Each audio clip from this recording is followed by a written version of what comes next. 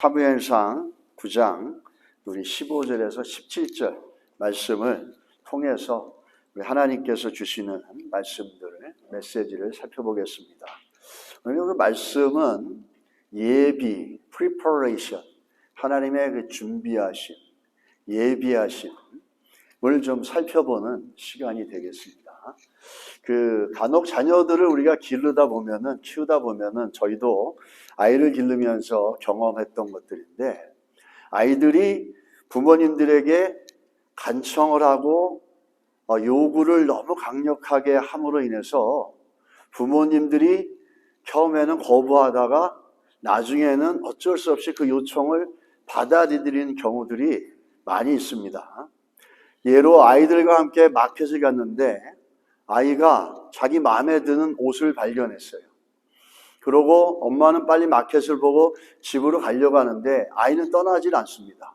그 옷에 그대로 서 있으면서 엄마한테 사달라고 막 요청을 합니다. 땡깡을 부리는 거죠. 근데 엄마는 보니까 얘가 아직 그걸 입기에는 이른 것 같습니다. 사이즈도 안 맞고 또 가격도 너무 비싸서 생활비 나가는 거에 걱정이 되는 엄마는 그거를 사주지 않으려고 합니다. 그런데 아이가 가지 않고 계속해서 때를 쓰고 사달라고 끊임없이 그러다 보면은 어쩔 수 없이 부모님들은 그 아이들의 요청을 받아들일 때가 있습니다. 원하진 않아도, 엄마의 뜻에 아버지 뜻에 합하진 않아도 할 수 없이 그것을 사주면서 받아주면서 이 아이가 그걸 어떻게 쓰는지, 또 그거를 어떻게 얘가 잘 활용하고 혹시라도 이걸 통해서 우려되어지는 일들을 생각을 하면서 그렇게 사주면서 지켜봅니다. 그럴 때 이렇게 되어지는 과정들은 이 부모의 사랑이 그 아이를 향한 마음들이 굉장히 크기 때문에 조금 엄마 마음에 들지 않아도 엄마가 주의 깊게 살피면서 그것들을 허락해 줄 때가 있습니다. 오늘 사무엘상 8장은 바로 그런 상황이다라고 해도 과언이 아닙니다. 하나님의 뜻과 부합되지 않습니다. 그런데 이스라엘 백성들은 세상의 나라와 비교를 해서 자기들에게도 왕을 달라고 이렇게 얘기를 합니다. 근데 하나님께서 얘기하시죠. 너희들이 왕을 얻게 되면은 어떤 일이 생기냐면 너희들이 힘써서 땀 흘려서 곡식을 가꾸거나 짐승을 기르면은 세금으로 빼앗기게 되고, 너희들의 자녀들도 군대로 끌려가면서 너희들의 딸들도 그렇게 끌려가서 일을 해야 되고 수고해야 된다라는 겁니다. 그럼에도 불구하고 그래서 너희들이 이걸 안 하는 게 좋겠다 하는데도 이스라엘 백성은 no matter what, 괜찮습니다. 그래도 좋으니까 우리에게 왕을 주십시오. 왕을 주십시오. 이렇게 계속해서 간청하고 요구를 하고 때를 씁니다. 그러자 하나님이 그래, 너희들이 그렇게 원한다면 너희들 소원대로 들어주겠다. 그렇지만 너희들 한 가지 기억해라. 이것이 너희들에게 어떻게 일이 되는지 내가 지켜보겠다. 이 너희들이 원하는 걸 주지만은 그 원하는 것들이 너희들의 삶 속에서 어떻게 이루어지는지 내가 지켜보고 살펴볼 테니까 한번 그러면 해봐라. 이렇게 되는 거죠. 그렇게 해가지고 허락되어진 게 뭐죠? 왕이라고 하는 제도입니다. 이스라엘의 첫 번째 왕은 사울이었어요. 사울의 뜻이라는 그 이름은 뭐냐면 요청해서 받아진다는 뜻입니다. 사울이란 뜻은 바울이 신약에 사울이었다가 바울로 바뀌지 않습니까? 큰 자라는 걸로 우리가 알려졌는데 작은 자라는 바울로 이름을 바꾼 걸로 우리가 잘 알려있지만 실제적인 사울이라는 의미는 뭐냐면 요청되어졌다는 뜻입니다. 사람들이 자기들의 기준으로 하나님께 요청해서 하나님께 때를 써가지고 세워진 게 누구냐면 사울입니다. 그래서 하나님이 그걸 허락해가지고 그 사람들의 기준, 이스라엘 백성들이 원하는 그 기준에 맞는 사람을 하나님이 찾아내시는데 그게 누구냐면 사울이라는 사람이었어요. 그래서 사울을 하나님께서 사람의 기준에 맞춰서 사울을 세우는데 두 가지를 사용합니다. 하나는 한 사건을 사용하고 하나는 한 사람을 사용합니다. 이 한 사건과 사람을 통해서 하나님은 사울이라는 사람을 하나님의 뜻 가운데로 이끌어 가십니다. 하나님의 계획 가운데로 이끌어 가십니다. 근데 이 사건과 이 사람은 사람의 관점으로 볼 때는 우연 같아 보입니다. 그냥 just happening인 것 같아요. 아무 원인도 없이 일어난 우연과 같이 느껴질 수 있습니다. 그러나 우리가 예수 그리스도 안에서는 어떤 것도 우연이 없습니다. 이거는 사람이 볼 때는 우연이지만 하나님 편에서 볼 때는 하나님의 계획대로 이끌어가고 하나님의 계획을 이루어내시려고 하는 하나님의 예비하심입니다. 다른 말로 말하면 하나님의 섭리라는 겁니다. 이 성경에는 이러한 일들이 많이 있습니다. 사람들이 볼 때는 우연이지만 철저한 하나님의 계획 속에서 예비함으로 이루어지는 것들이에요. 그래서 사울에게는 우연히 일어난 두 개의 사건이 있었습니다. 하나는 사건이고 하나는 뭐였죠? 사람이었어요. 근데 그 전에 성경에 대표적으로 이렇게 사람의 관점에서 볼 때는 우연이다라고 하는 단어를 명확하게 쓴 사건이 있습니다. 룻기서입니다. 룻기서 2장 3절에 보면 룻이 가서 베는 자를 따라 밭에서 이삭을 줍는데 우연히 엘리멜렉의 친족 보아스에게 속한 밭에 이르렀더라. 이 룻이라는 사람이 어떤 사람입니까? 이 이방 여인이었어요. 그리고 남편을 잃어버리고 과부가 되어졌습니다. 그런데 과부가 되어진 자기 시어머니를 따라서 아는 사람도 없는 이방 땅으로 쫓아온 겁니다. 따라온 겁니다. 아무도 아는 사람도 없고 아무것도 가지고 있는 게 없는 두 과부입니다. 근데 그때는 때가 어느 때냐면 보리를 추수하는 때였습니다. 그래서 보리를 추수하려고 그냥 막연하게 나가서 마치 홈디포 가면은 사람들이 있어가지고 그날도 그 사람들 계획이 있어 나온 게 아니라 오늘도 운이 좋으면 누군가에게 픽업을 받아가지고 일을 할 수 있다라는 기대로 오지 않습니까? 룻도 아마 그런 기대감을 갖고 집을 나선 겁니다. 나가지고 가는데 어느 밭에 이르는데 베는 자를 따라서 그냥 그 사람을 따라서 아무도 보리를 추수하고 있으니까 따라갔는데 성경은 뭐라 그러죠? 그 사람을 그냥 따라갔는데 우연히 따라갔는데 거기가 어디였습니까? 친족 보아스예요. 이 친족 보아스라는 사람은 어떤 사람이냐면 룻의 인생을 완전히 새롭게 바꿔줄 수 있는 인물이었습니다. 그런데 그 사람을 만나는데 사람의 입장에서 볼 때는 우연히 만난 것처럼 보입니다. 그 베는 자를 우연히 따라가서 우연히 간 곳이 어디였어요? 보아스의 밭이었습니다. 근데 그 보아스의 밭에 간 곳이 우리 입장에서 볼 때는 사람의 시야로 볼 때는 하나님의 예비하심이라고 보는 게 아니라 뭘로 보죠? 우연으로 본다는 거예요. 여러분, 이런 우연을 통해 가지고 하나님께서는 하나님이 예비하시는 일들이 드러나고 사람이 볼 때는 우연인 것 같지만 성경은 종국에 가서 그것을 하나님의 예비하심이다 이렇게 얘기한다는 겁니다. 우리는 이 하나님의 예비하심, 다른 말로 말하면 하나님의 섭리, 하나님의 프로비던스라 이렇게 얘기하는 것, 이것들이 그리고 또 오늘 우리가 잘 아는 아브라함처럼 여호와 이레라는 말씀처럼 하나님이 예비하시는 거라는 겁니다. 우리는 예수 그리스도 안에서는 우연이 없습니다. 뭐만 있습니까? 하나님의 섭리만 있습니다. 우리의 믿음의 눈은 그것을 우연으로 보느냐 하나님의 계획과 예비하심과 우연의 섭리의 한 부분으로 보느냐라고 하는 것이 우리 성도들이 믿음으로 볼 수 있는 것들이 되어야 될 줄 믿습니다. 오늘 우리가 본문을 보면서 이 사울에게 하나님의 예비하심으로 드러나는 두 가지가 있다 그랬습니다. 첫 번째 예비하심은 뭐냐면 한 사건입니다. 그 사건이 뭐냐면 암나기를 잃어버리는 거예요. 사무엘상 9장 3절에 보니까 이렇게 얘기합니다. 사울의 아버지 기스가 암나기들을 잃고 이렇게 얘기하죠. 어떻게 왜 그런지 이유는 알 수 없사오나 이 사울의 아버지 기스라는 사람이 기르고 있는 나귀 한 마리를 잃어버리게 됩니다. 나귀 한 마리가 집을 나가버립니다. 분실을 하게 된 겁니다. 그래서 이런 불편함 때문에 이 나귀를 찾기 위해서 어떻게 되어지냐면 사울은 아버지의 나귀를 찾기 위해서 집을 떠납니다. 집을 떠나는 이 사건, 이 나귀의 사건을 통해서 사울이 어떻게 되죠? 자기가 있는 평소에 사는 집을 머물러 있는 집에서 떠난다는 거예요.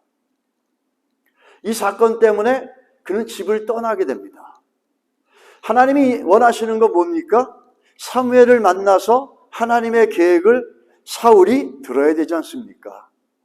그러기 위해서는 제일 먼저 어떻게 됩니까? 집에만 있어서는 안 되잖아요. 이 작은 사건을 통해서 사울은 집을 떠나게 됩니다. 우리가 볼 땐 우연처럼 보이죠. 이 사건 때문에 조금 불편하고 조금 힘들지만 사울은 집을 떠나야 되는 겁니다. 떠나야만 사무엘을 만날 수 있게 되는 거죠. 아무것도 모르는 사울은 집을 떠나게 됩니다. 우리 눈으로 볼 때 암나귀를 잃어버린 것은 그냥 단순히 해프닝이고 우연이다 생각이 될 수 있을 겁니다. 그러나 후반의 끝으로 가서 보면 이것은 우연이 아니라 하나님의 예비하심이었다라는 겁니다. 사울이 집을 떠나는데 떠나지 않고서는 사무엘을 만날 수가 없지 않습니까? 그래서 이 사건을 통해서 사울은 집을 떠나게 된다는 겁니다. 우리 성도들도 때로는 삶 속에서 일어나는 일들, 우리가 다 우리 삶에 일어나는 것을 알고 하나님의 계획과 연결시키는 것은 무리가 있습니다. 그러나 시간이 지나고 나면은 그 사건이, 그 일이, 그 만남이 이러한 것이었구나라고 그렇게 깨닫게 되어질 때가 참 많이 있습니다. 성도라면 최소한 후반에 나중에 가서 훗날에 이거는 하나님이 이렇게 해서 이런 일을 나에게 주셨구나라고 알 수 있는 사람들이 믿음 있는 성도들입니다. 이렇게 해가지고 사울은 그것을 떠나게 되죠. 그 우연히 터진 암나귀를 잃어버린 사건이지만 그것 때문에 사울을 만나는 시작이 됩니다. 마태복음 10장 29절로 30절에 보면 예수께서 이렇게 말씀하십니다. 참새 2마리가 한 아사리온에 팔리지 않느냐? 그러나 너희 아버지께서 허락하지 아니하시면 그 하나도 땅에 떨어지지 아니하리라. 너희에게는 머리털까지 다 세신 바 되었나니, 이렇게 얘기하십니다.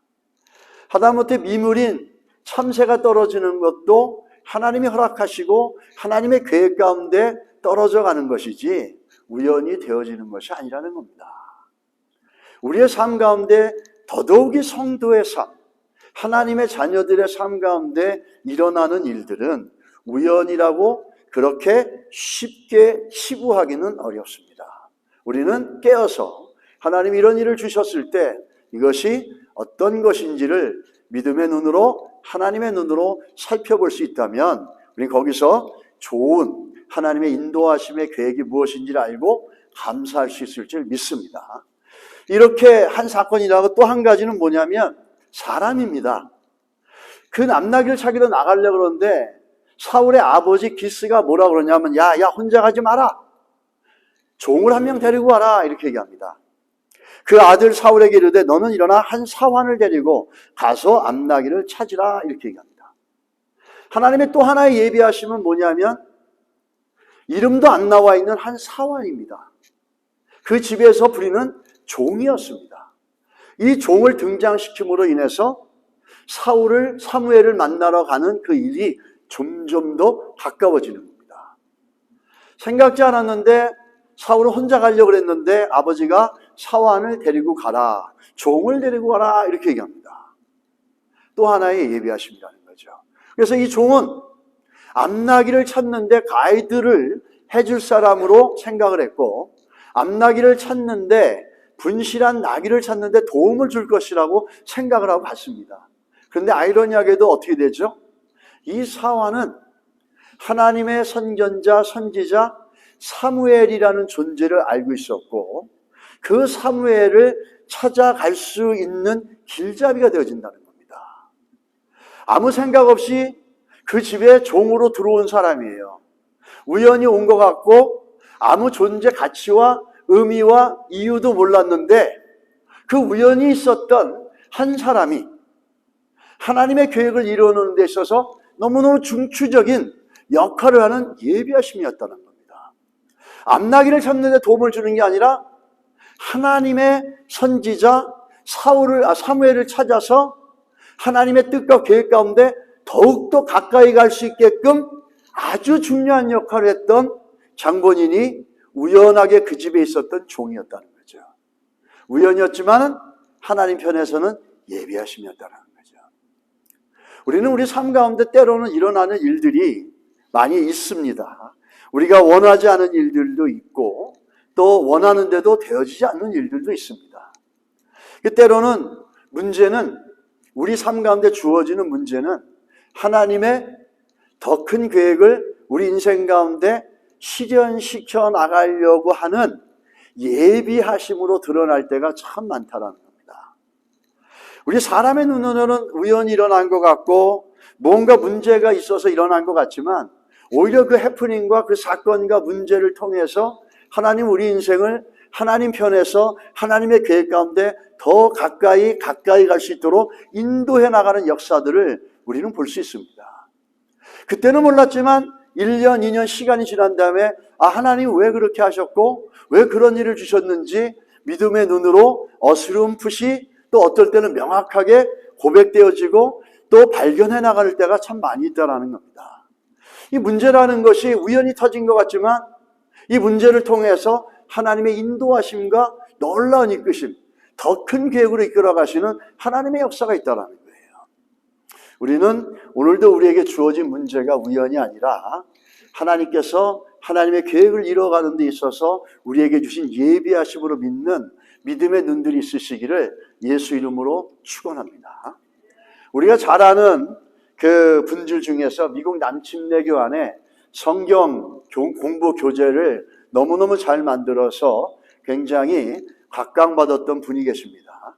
그분의 이름은 브루스 윌킨슨이라는 분인데 요 위에 달라스 신학교 출신이고, 그분이 세계적으로 유명한 그 교재를 만들었는데 뭐냐면 Walk Through the Bible이라는 겁니다. 이것이 굉장한 도움이 되어져 가지고 많은 사람들에게 그걸 통해 성경을 알게 되고 하나님의 은혜를 경험하는 통로가 되었습니다.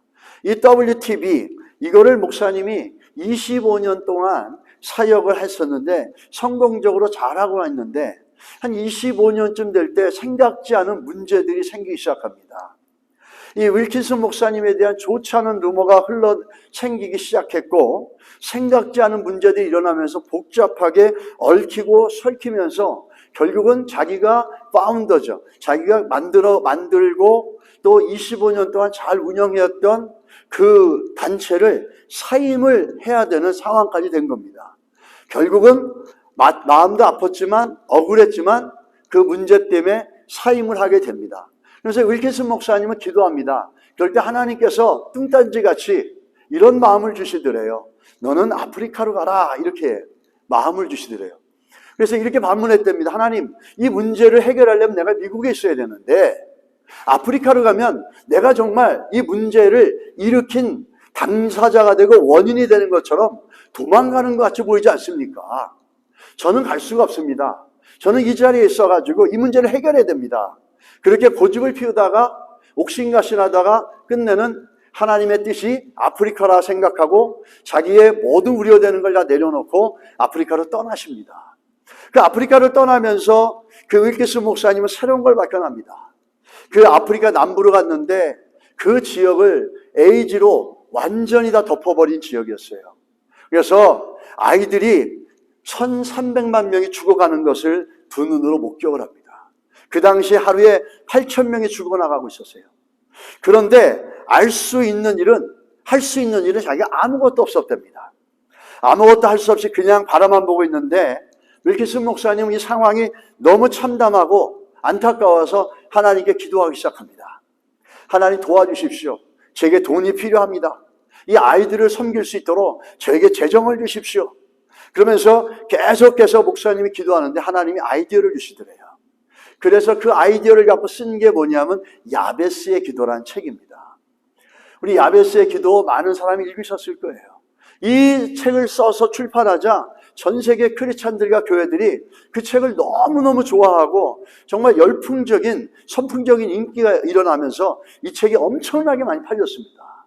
그러므로 이 윌킨슨 목사님은 그 수익금을 통해서 아프리카를 사랑하는 마음으로 Dream for Africa라는 단체를 만들어서 요하네스버그에 거주지를 두면서 그 기금으로 아이들을 돕고 에이즈 환자를 돕는 더 큰 일을 하면서 많은 영혼들과 생명을 건져내는 일을 하게 됐다는 겁니다. 그래서 자기가 억울했고 자기가 분했고 자기가 힘들었고 아팠던 그 문제였지만 그 문제는 결국에 하나님의 더 큰 계획을 이루시는 데 있어서 예비하십니다라는 고백을 하는 겁니다. 여러분 우리 삶 가운데 일어나는 문제들 그걸 통해서 하나님의 인도하심이 일어나시기를 또 그렇게 기대하시고 볼 수 있는 믿음의 눈들이 있기를 예수 이름으로 축원합니다. 우리가 이런 사건들을 성경에서 또 볼 수 있습니다. 그 사건은 뭐냐면 문둥병, 나병 환자, 나병에 걸린 그 나만 장군이라는 사람입니다. 이 나만 장군이라는 사람은 구약을 통해서 볼 때 우연인 것 같지만 이 인생에도 두 가지 우연 같은 하나님의 예비하심이 있습니다. 이 나만 장군은 대단한 사람이었죠. 아람 국가라는 국가로서 이스라엘을 괴롭히는 이스라엘과는 적대 관계에 있는 나라였습니다. 이 아람 국가에서 최고의 권력자였고 전 군인을 통솔하는 엄청난 파워를 가지고 있는 사람이었어요. 이 사람 말 한마디에 아람 왕도 떨고 또 이스라엘 왕도 벌벌 떨 정도로 그 파워와 힘은 대단한 사람이었죠. 그런데 이 권력자인 나아만에게 이 사람에게도 이 사람이 권력으로도 힘으로도 자기가 갖고 있는 돈과 어떤 걸로도 해결할 수 없는 일이 터집니다. 그것이 뭐냐면 그에게 문둥병이 일어나는 겁니다. 열왕기하 5장 1절에 보면 이렇게 얘기합니다. 아람 왕의 군대 장관 나아만은 그의 주인 앞에서 크고 존귀한 자니 이는 여호와께서 전에 그에게 아람을 구원하게 하셨습니다. 그는 큰 용사이나 나병 환자더라 이렇게 나옵니다. 그는 나는 새도 떨어뜨리는 권력자입니다. 그의 이름, 그의 말 한마디면 못할 것도 없는 엄청난 권력자입니다. 그의 용맹함과 그가 가지고 있는 파워와 그가 갖고 있는 재정적인 능력으로 못할 것이 없는 그런 사람이었죠. 그런데 그 사람에게 한 사건이 일어나는 거예요. 그 사건이 뭐냐면 나병이라고 하는 엄청난 문제입니다. 이 일은 결과적으로 사람의 눈으로 볼 때는 우연히 발생한 것 같지만 결과적으로는 뭐죠? 하나님의 계획을 이루시기 위한 예비하심이었다는 겁니다. 할렐루야. 이 나병이라는 것, 우리가 지금도 참 어려운 병 중에 하나죠. 근데 여기서 보게 되면 이 문장에 보면 참 재밌는 중요한 문장이 있습니다. 제가 그 빨간 줄로 쳐놓은 빨간 글로 해놓은 그 한 개 보면 그는 큰 용사이나 나병 환자더라 이렇게 얘기합니다. 영어 성경에 보면 he was a valiant soldier but he had leprosy. 이 but 그러나 그는 큰 용사이나 그러나 그는 나병 환자더라 이렇게 얘기합니다. 이 그러나에 주목을 해야 됩니다. 그는 큰 용사였고 그는 권력자였고 그는 가장 큰 권력과 파워를 잃은 대단한 사람이었어요. 그러나 나병 환자더라 이렇게 얘기합니다. 이게 얼마나 문구가 안 맞는 것 같으면서도 안 맞는 것 같은데 이게 그 문법적으로나 표현적으로 안 맞는 것 같지만 이게 인생입니다. 엄청난 권력자지만 나병 환자더라 이거죠. 이게 인생이라는 거죠. 인생에는 항상 그러나가 있다라는 거예요. 엄청나게 잘 나가는 사람이고 돈도 많은 사람인데 그러나 가정은 깨졌더라. 이런 것처럼 이 그러나가 그 중간에 들어가 있는 거예요. 그는 엄청난 용사였고 강력한 파워를 갖고 있어라. 그러나 he had leprosy. 그는 나병 환자더라. 이렇게 성경이 얘기하고 있다라는 거예요. 이 나병 환자더라 이 문구는 무슨 말입니까? 그가 아무리 권력을 가졌어도 아무리 많은 큰 힘이 있더라도 그가 할 수 없는 게 나타났다는 겁니다. 그 능력과 권력이 아무 소용이 없어진 게 나왔다는 거예요. 그가 가지고 있는 것들로는 도저히 할 수 없는 자기의 한계를 만나는 그 상황의 문제에 부딪히게 됐다는 거예요. 이걸 좀 다른 말로 표현하면 이 그러나를 집어서 보면 이런 거죠. 우리 집은 돈도 있고 명예도 있고 다 좋은데 그러나 문둥병자더라 이렇게 되는 거죠. 또 우리 집은 다 좋은데 그러나 자녀들이 병이 들었더라. 우리 집은 행복한데 그러나 사업은 안 되더라. 무슨 의미입니까? 이 그러나는 이 지금 그러나는 나말에게 나는 그러나는 뭘 얘기하는 게 분명하게 얘기하는 게 뭐냐면 네가 가지고 있는 권력과 네가 가지고 있는 힘과 네가 가지고 있는 돈으로 안 되는 게 있다라는 거예요. 이 그러나는 정말 이게 없으면 너무나 좋겠는데 그래서 나는 학위도 얻었고 내가 원하는 직장도 얻었고 돈도 모든 게 남부럽지 않게 살았는데 그러나 병이 들었더라. 나는 세상적으로 레퓨테이션도 얻었고 많이 얻었는데 자녀들은 다 집을 떠났더라. 이렇게 원하지 않는 것들이 일어나고 내 능력의 한계가 일어났다는 겁니다. 그게 그러나라는 거죠. 그런데 우리들 삶 가운데 이 그러나의 문제들이 일어난다 그래도 여러분 낙심하지 마십시오. 오늘 성경이 말하는 거는 그가 큰 용사인데 나병 환자더라. 그러니까 자기 힘으로 안 되고 자기 한계를 느꼈기 때문에 포기하고 절망하라고 얘기하는 게 아니에요. 그는 이 나병 환자더라라는 것 때문에 어떻게 합니까? 하나님께 나오게 됩니다. 그러나는 그런 능력이 있다라는 거예요. 원하지 않는 것들이 일어나고 내 능력의 한계를 벗어나는 일이 나타난다 하더라도 우리가 예수 안에서 하나님의 존귀하심을 믿는 우리들은 그 그러나를 절망의 통로로 쓰는 게 아니라 뭘로 하는 거죠? 하나님께 나아가는 믿음의 통로가 되어야 된다는 겁니다. 할렐루야. 그게 믿음의 사람들이 우리에게 일어나는 내 능력의 한계를 통해서 우연히 일어난 것 같지만 그게 우연이 아니라 뭐죠? 하나님께 나아갈 수 있는 길을 예비해 두신 거라는 거예요. 그게 나병 환자다라는 거예요. 그렇게 그 예비하심을 통해서 나아만은 엄청난 권력과 힘을 가진 사람이 자기 능력으로 뭐든지 될 수 있다고 생각하는 사람인데 자기 능력 밖의 일을 만났는데 어떻게 합니까? 그것 때문에 그는 하나님 앞에 나오죠. 그렇지 않으면 그는 하나님을 찾을 자도 아니었고 자기들보다 열악한 나라고 열등한 나라 이스라엘에 가가지고 그 선지자를 찾아갈 이유도 없었어요. 그러나 이것 때문에 원하지 않고 자기 능력의 한계가 드러나고 자기 능력을 할 수 없는 그것 때문에 하나님 앞에 나아가는 길이 되어졌다는 거예요. 그래서 이 문둥병은 우연히 일어난 게 아니라 하나님의 예비하심이라는 거죠. 하나님의 사랑으로 말미암아 예비해서 그 인생에 허락해 줬다라는 겁니다. 우리는 우리에게 일어나는 그러나를 믿음의 눈으로 볼 수 있게 되기를 주의 이름으로 축원합니다. 그 문제 때문에 내가 하나님 앞에 더 나아갈 수 있고 내가 그 문제 때문에 겸손하게 주의 말씀 앞에 헌신하고 순종해 나갈 수 있다면 그것은 뭐죠? 우연이 아니라 하나님의 예비하심이라는 거죠. 주 앞에 더 가까이 나올 수 있게 하는 하나님의 예비하심이라는 겁니다. 자, 두 번째 또 예비하심은 뭐냐면 한 소녀입니다. 열왕기하 5장 2절에 보면 전에 아람 사람이 떼를 지어 나가서 이스라엘 땅에서 어린 소녀 하나를 사로잡음에 그가 나아만의 아내에게 수종돌더라 이렇게 얘기합니다. 존재 가치도 몰랐고 그 집안에 있어도 이방 땅에서 온 전쟁의 포로로 잡아와서 노예가 된 어린아이입니다.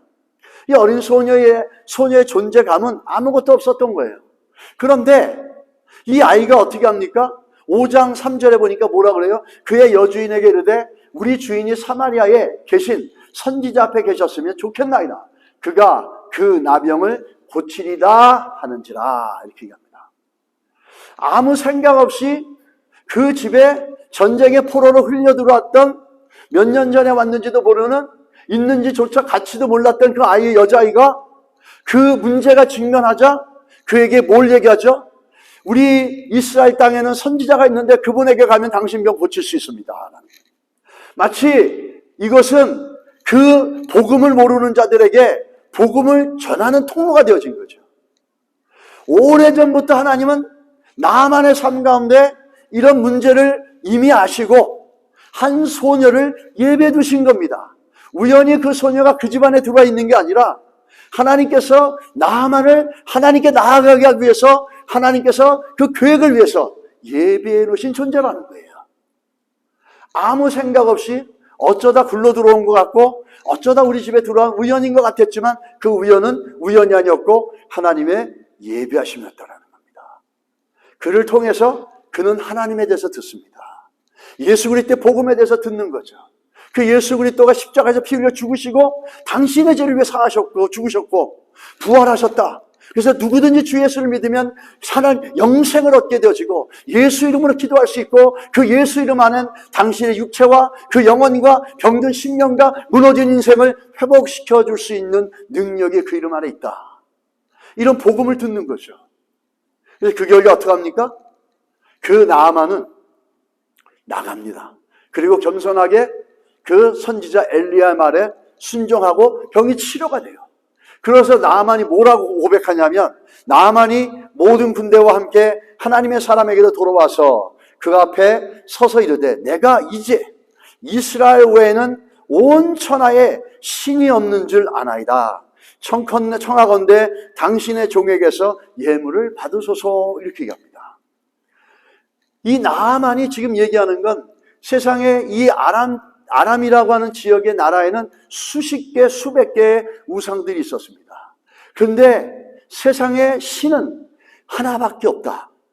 세상에 정말 이 모든 만물을 창조하신 유일하신 하나님은 바로 이스라엘 백성들이 섬기는 야훼 여호와 하나님 한 분밖에 없습니다라는 것을 그는 고백하게 됩니다.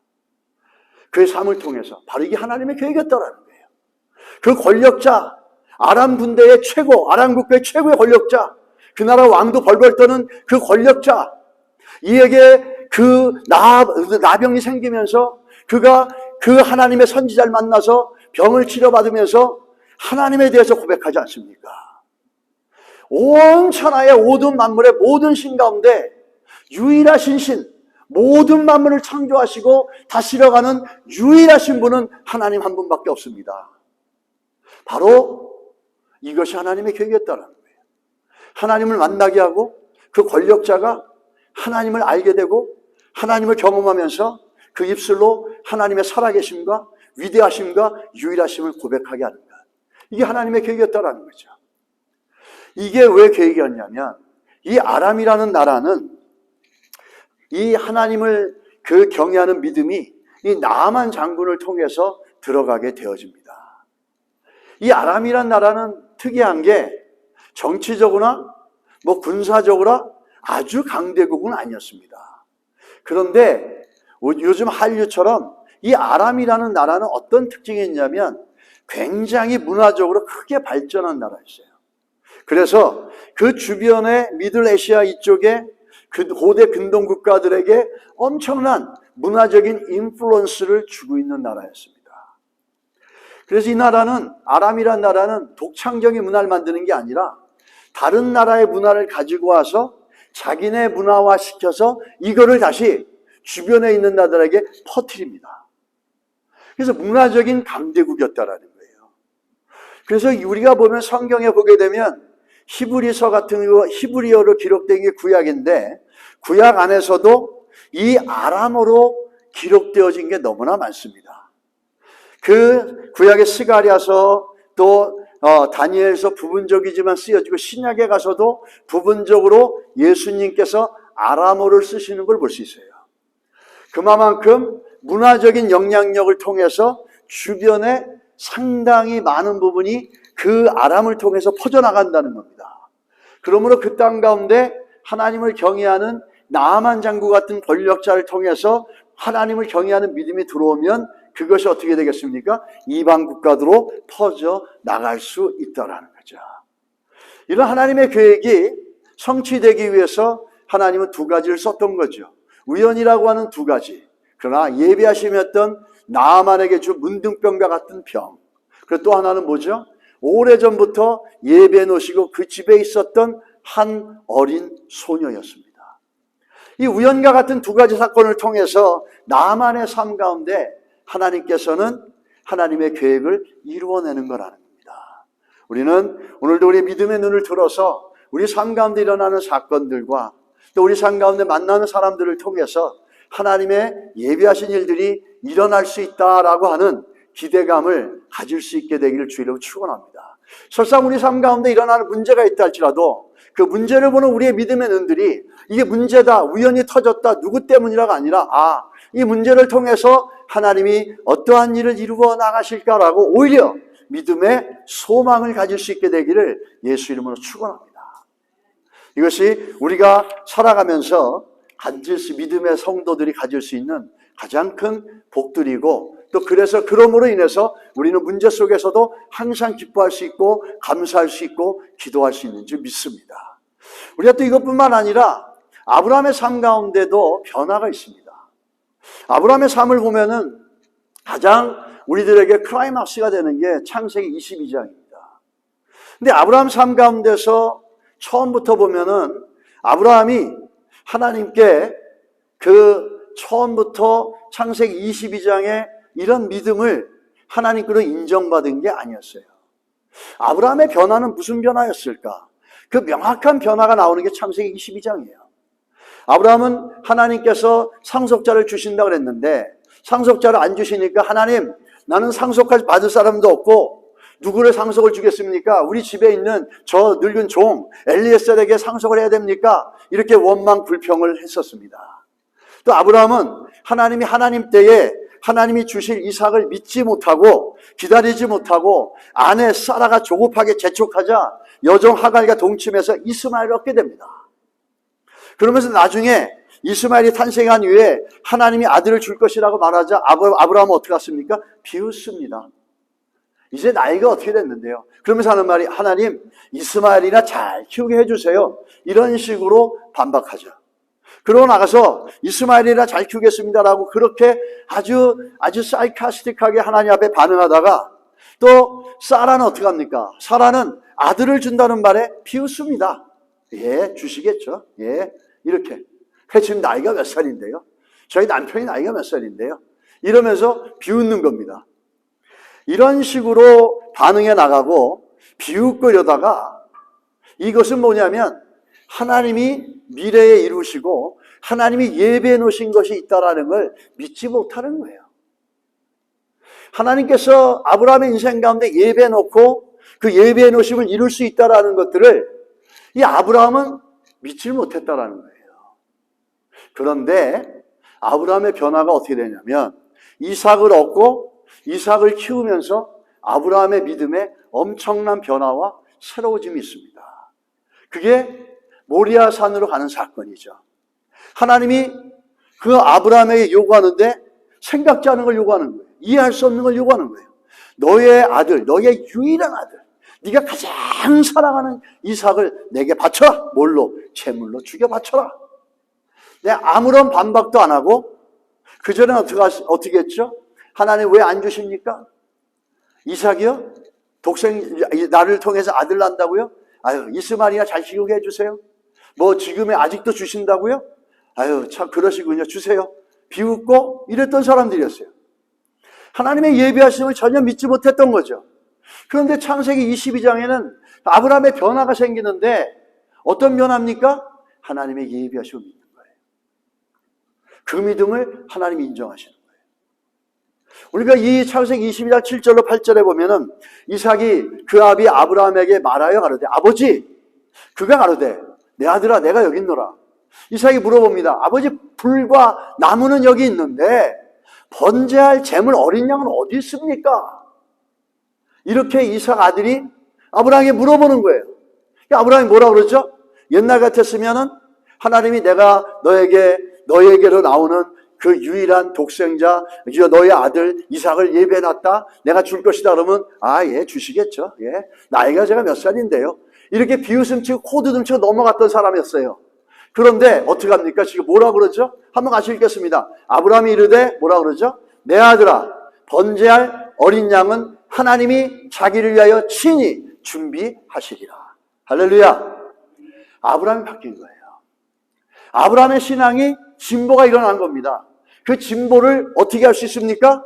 눈에 보이지 않아도 이분도 하나님이 죽이라고 얘기했어도 하나님은 죽이지 않을 것이고 제 이해를 죽이지 않고 대신 준비한 번제물이 있을 거라. 여호와 이레의 믿음이 있었던 거예요. 하나님이 예비하시고 준비해 놓으신다는 걸 믿었다라는 겁니다. 처음부터 믿었습니까? 아니에요. 처음에 믿지 못했다라는 거죠. 그러나 그가 시간이 가면서 그 믿음의 변화와 성장이 일어났는데 그 믿음의 성장과 변화는 어떤 것을 알 수 있습니까? 하나님의 준비하심과 예비하심이라는 거죠. 심지어는 이해 안 되는 내용을 가지고 하나님이 요구했어도 뭐라 그러죠? 하나님이 친히 준비해 놓으신다. 이렇게 얘기합니다. 그게 아브라함의 변화라는 거죠. 그 아브라함의 성장이었죠. 아브라함의 믿음의 장족의 발전입니다. 우리의 믿음도 하나님을 예비하심을 알아가고 믿어감을 통해서 우리의 신앙의 모습들이 성장되어져 가야 될 줄 믿습니다.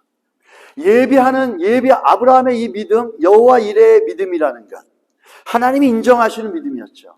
결국에는 하나님께서 아브라함의 그 믿음을 보시고 어떻게 고백을 하나님께서 칭찬하십니까? 내가 내 아들 독자라도 내가 아끼지 아니하였으니 내가 이제야 내가 하나님을 경외하는 줄 아노라. 이렇게 얘기합니다. 만약에 아브라함이 하나님이 예비하실 거라는 것을 믿지 못했다면은 그 이삭을 데리고 그렇게 순종하지도 못했을 것이고, 이삭을 데리고 가면서도 이삭의 이 질문에 대답도 못했을 것이고, 그는 많은 번민 속에 있었을 것입니다. 그러나 아브라함은 어디서부터 나왔는지 몰라도 시간이 가면서 그 안에 하나님이 미래에 예비하시고 하나님이 예비하시는 것이 있다라고 하는 놀라운 믿음의 고백을 갖게 되어졌습니다. 이 믿음의 고백이 있었기 때문에 그는 낙심하지 않고 두려워하지 않고 하나님의 예비하심을 보면서 자기 아들을 번제로 드릴 것까지 각오하면서 나갈 수 있었다라는 거죠. 이 하나님이 인정하는 믿음, 결국 아브라함은 하나님이 인정하는 믿음이 됐습니다. 하나님이 인정했던 아브라함의 믿음의 시작은 어디서부터 나옵니까? 하나님이 예비하신다는 걸 믿는 믿음에서부터 시작되어진다는 겁니다. 여러분과 제가 하나님이 인정하시는 믿음이 되어질 수 있게 되기를 예수 이름으로 축원합니다. 우리에게 주어지는 문제를 통해서 낙심하지 마시고 하나님의 계획 가운데 이끌어가는 하나님의 예비하심이라 굳게 믿어서 아브라함이 칭찬을 받았던 것처럼 야 이제야 네가 나를 경외하는 줄 알겠구나 라고 하며 인정받는 신앙이 되시기 위해서는 예비하심을 믿는 은혜가 있기를 예수 이름으로 간절히 축원합니다. 우리 같이 한번 창세기 22장 11절 큰 목소리로 함께 읽겠습니다. 시작. 내가 내 아들 내 독자라도 내게 아끼지 아니하였으니 내가 이제야 내가 하나님을 경외하는 줄 아노라. 하나님이 인정하는 믿음, 하나님의 예비하심을 믿는 믿음입니다. 할렐루야. 여러분의 인생 가운데 모든 문제가 하나님의 예비하심으로 볼 수 있는 놀라운 믿음의 눈들이 있으시기를 주의 이름으로 축원합니다.